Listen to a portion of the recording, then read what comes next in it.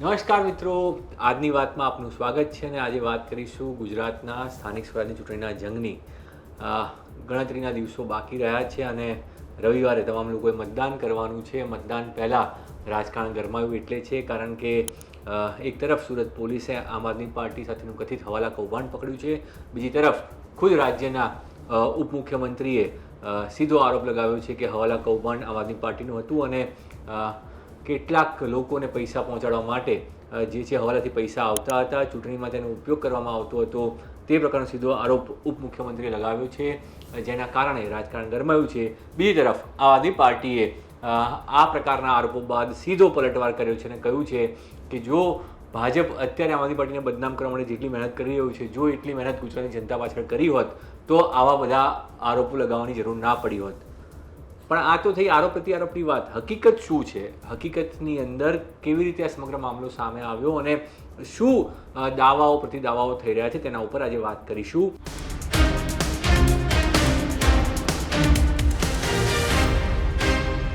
ગુજરાતમાં સાયન્સની ચૂંટણીઓમાં સીધી રીતે ટક્કર જોવા જઈએ તો 3 રાષ્ટ્રીય પક્ષો મુખ્ય છે, તેમની વચ્ચે ટક્કર થઈ રહી છે. ભાજપ સત્તામાં છે, સામે વિપક્ષમાં કોંગ્રેસ અને આમ આદમી પાર્ટી છે, તેઓ પણ અલગ અલગ ચૂંટણી લડી રહ્યા છે. પણ આમ આદમી પાર્ટી પહેલેથી જ એ દાવો કરતું રહ્યું છે કે મુખ્ય વિપક્ષ અમે છીએ અને અમે ભાજપને સૌથી વધુ ટક્કર આપી રહ્યા છીએ, એટલા માટે ભાજપ અમારાથી ડરેલું છે. પહેલાં આમ આદમી પાર્ટીએ આરોપ લગાવ્યો કે તેમના કાર્યકર્તાઓની ધરપકડ કરવામાં આવી રહી છે, ખોટા કેસ કરવામાં આવી છે, 100થી વધુ કેસો થયા છે. ખુદ તેમના પ્રદેશ અધ્યક્ષ ઈશુદાન ગઢવીને પણ જેલમાં પૂરવામાં આવ્યા હતા અને પછી ત્યારબાદ તેમને જામીન મળ્યા. આ તમામ દાવાઓ થયા પછી આમ આદમી પાર્ટીએ આરોપ લગાવ્યો કે ભાજપ અને કોંગ્રેસ સાથે મળીને ચૂંટણી લડી રહ્યા છે. ભાજપ અને કોંગ્રેસ એક ટીમ છે અને એની સામે આમ આદમી પાર્ટી છે. બંને પક્ષો જે છે સાથે મળીને લડી રહ્યા છે તેવો આરોપ પણ આમ આદમી પાર્ટીએ લગાવ્યો.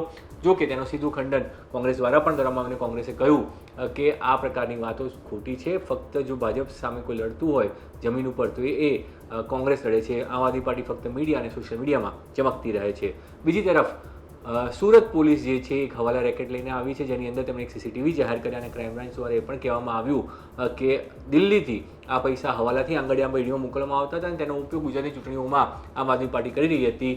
જો કે તેની અંદર કોઈપણ પ્રકારના ગુજરાતના નેતાઓના નામ હજુ સુધી સામે નથી આવ્યા. પોલીસ દ્વારા એવું કહેવામાં આવ્યું કે તપાસ ચાલુ છે અને જ્યારે તમામ નામોનો ખુલાસો થશે ત્યારે પોલીસ એનો ખુલાસો કરશે. પણ જે વ્યક્તિને આ પૈસા મોકલવામાં આવ્યા હતા તે વ્યક્તિ ગુજરાતના આમ આદમી પાર્ટીના જે નેતાઓ છે અથવા જે પ્રદેશ પ્રભારી છે તેમની નજીકની છે અને તેના કારણે આ સીધી લિંક આમ આદમી પાર્ટી સાથે જોડાઈ છે તેવો દાવો સુરત પોલીસ દ્વારા કરવામાં આવ્યો. અને જ્યારે સુરત પોલીસે આ કર્યું એના ગણતરીના કલાકો બાદ ઉપમુખ્યમંત્રીએ પોતાની એક સભામાં આ જ પ્રકારનો આરોપ લગાવ્યો કે સુરત પોલીસે જે છે તે હવાલા કૌભાંડ પકડ્યું છે અને ગુજરાતની અંદર ચૂંટણીને પ્રભાવિત કરવા માટે લોકોને પૈસા પહોંચાડવા માટે આમ આદમી પાર્ટીને આ ફંડ આવતું હતું. પંજાબથી આ રૂપિયા આવતા હતા અને આજે પંજાબમાં પણ ભાજપે આ અંગે પ્રેસ કોન્ફરન્સ કરી અને મુદ્દાઓ ઉઠાવ્યા છે કે કેવી રીતે પંજાબના પૈસા ગુજરાત મોકલવામાં આવી રહ્યા છે ચૂંટણીઓમાં લોકોને પ્રભાવિત કરવા માટે અને પંજાબના લોકોના ટેક્સના પૈસાનો દુરુપયોગ થઈ રહ્યો છે.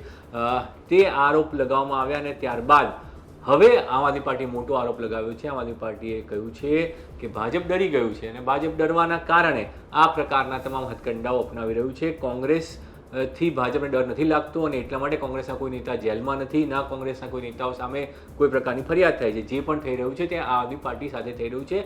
આમ આદમી પાર્ટી ઉપર આ પ્રકારનો આરોપ લગાવવામાં આવી રહ્યો છે કે આમ આદમી પાર્ટી હવાલાથી પૈસા મેળવી રહી છે, આમ આદમી પાર્ટીના કાર્યકરો ગુંડાગીરી કરી રહ્યા છે, આ પ્રકારનો આરોપ લગાવવામાં આવી રહ્યો છે. બીજી તરફ આમ આદમી પાર્ટીના કાર્યકર્તાઓ પર કેસ કરવામાં આવ્યા હોવાનો દાવો પણ ઈશુદાન ગઢવીએ કર્યો કે 100થી વધુ 150થી વધુ કાર્યકર્તાઓ પર કેસ કરવામાં આવ્યો. તેમના સૌરાષ્ટ્ર ઝોનના પ્રભારી હજુ પણ અત્યારે જેલમાં છે. તે પ્રકારનો પણ દાવો ઈશુદાન ગઢવીએ કર્યો છે. એટલે આમ આદમી પાર્ટી પોતાનો બચાવ કરી રહી છે કે કોઈપણ પ્રકારનું હવાલા કાંડ થયું નથી અને કોઈપણ પ્રકારના હવાલા કાંડના પૈસા નથી.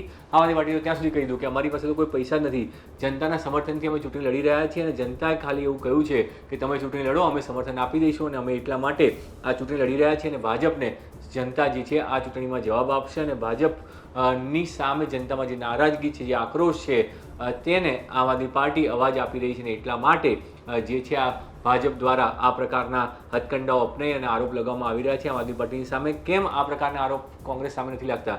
કેમ આ પ્રકારે કોંગ્રેસના કોઈ નેતાઓ સામે ફરિયાદ નથી થઈ? તેવો આરોપ પણ જે છે આમ આદમી પાર્ટીના પ્રદેશ અધ્યક્ષે લગાવ્યો. ઈશુદાન ગઢવીએ સીધી રીતે કહ્યું કે ભાજપ ડરી ગયું છે. ભાજપને જો ડર હોય તો એ ફક્ત આમ આદમી પાર્ટીથી ડર લાગે છે અને એટલા માટે આ પ્રકારની વાતો કરી રહ્યા છે.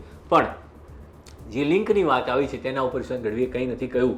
જે નેતાને પૈસા મોકલવામાં આવ્યા અને જે નેતાએ પૈસા મોકલ્યા, શું તેઓ આમ આદમી પાર્ટીની સાથે જોડાયેલા છે કે નહીં, તેના અંગે ઈશ્વરચંદ્ર ગઢવીએ કોઈ પણ પ્રકારનો જવાબ નથી આપ્યો. હાલ તો કથિત હવાલા કાંડને લઈને બંને બાજુ રાજકારણ ગરમાયું છે. ભાજપ આરોપ લગાવી રહ્યું છે, કોંગ્રેસ બહારથી આ તમામ ઘટના જોઈ રહી છે અને આમ આદમી પાર્ટી પણ જે છે આ મામલે પોતાનો બચાવ કરતી હોય તેવું સાફ દેખાઈ રહ્યું છે અને આમ આદમી પાર્ટી સફળતાથી ભાજપને પડકાર આપતી હોય તે પ્રકારનો આ દાવો પણ ઈશ્વરચંદ્ર ગઢવી લગાવી રહ્યા છે. પણ જે હકીકત છે, હકીકતમાં એવું પણ છે કે આમ આદમી પાર્ટી ભલે દાવો કરે, આમ આદમી પાર્ટી પાસે એટલા ઉમેદવારો નથી કે જે ભાજપને ટક્કર આપી શકે. ભાજપે ચૂંટણીના મેદાનમાં 9,237 જેટલા ઉમેદવારો છે. જો બિનહરીફ બેઠકોની વાત કરી લઈએ કે બિનહરીફ બેઠકોને બાદ કરી દઈએ તો હાલ ચૂંટણી જંગમાં ભાજપના 9,237થી વધુ ઉમેદવારો મેદાનમાં છે અને આમ આદમી પાર્ટીના ફક્ત 5,000થી વધુ ઉમેદવારો મેદાનમાં છે. એટલે કે 4,000 બેઠકો ઉપર ગુજરાતની અંદર આમ આદમી પાર્ટી ઉમેદવાર ઊભા નથી રાખી શકી.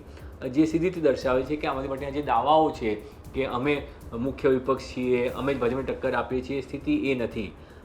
હાલ ભલે આપના તમામ દાવાઓ હોય, આપ તમામ મોટી વાતો કરી રહ્યું હોય કે ભાજપ ડરી ગયું છે, આ થયું છે, કેટલીક અંશે દાવાઓ સાચા પણ હશે કારણ કે જે રીતે આમ આદમી પાર્ટી પર આરોપ લગાવવામાં આવી રહ્યા છે. પણ એ રીતે જોવા જઈએ તો ભાજપ કોંગ્રેસ પર પણ આરોપ લગાવી રહ્યું છે. પછી તે મહિલા આરક્ષણ બિલની વાત હોય કે ગુજરાતમાં તમામ મુદ્દાઓની વાત હોય, તમામ મુદ્દાઓ પર કોંગ્રેસ પર પણ આરોપ લગાવવામાં આવી રહ્યા છે. તો શું કોંગ્રેસ મુખ્ય વિપક્ષ બની ગયું છે? કોંગ્રેસ પહેલેથી મુખ્ય વિપક્ષ છે જ અને કોંગ્રેસ હંમેશા જમીન પર લડતી રહી છે. પણ આમ આદમી પાર્ટી પોતાની જગ્યા બનાવવા માટે એવો દાવો કરી રહી છે કે જે કોઈ માને નહીં કે ભાજપ અને કોંગ્રેસ બંને સાથે મળીને ચૂંટણી લડી રહ્યા છે. આવું કોઈ પણ રીતે શક્ય એટલા માટે નથી કે બંને વિચારધારાઓવાળી પાર્ટી છે, બંને પાર્ટીઓની વિચારધારાઓ અલગ છે અને જનતા એ વિચારધારાઓના આધારે પાર્ટીઓ સાથે જોડાયેલી છે. તેમના કાર્યકર્તાઓ છે, એક મોટું બેઝ છે. ભલે કોંગ્રેસના આટલા બધા નેતાઓ ભાજપમાં જતા રહ્યા હોય તેમ છતાં આજે પણ દરેક ગામડાઓમાં કોંગ્રેસની જે છે એ કોંગ્રેસના મજબૂત ટેકેદારો અને વોટ બેંક દેખાઈ રહી છે. તેવા સંજોગોની અંદર આમ આદમી પાર્ટીનો દાવો અત્યારે તો સાચો નથી દેખાઈ રહ્યો.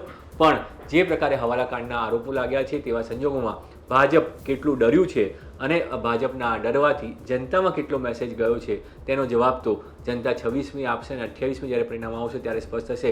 પણ આમ આદમી પાર્ટીના જે મોટા દાવાઓ છે તે દાવાઓ જમીન પર કેટલા સાચા સાબિત થાય છે તે જોવાનું રહેશે. આજની વાતમાં અત્યારે તો બસ આટલું જ. વધુ સમાચારો માટે જોતા રહો ગુજરાત તક.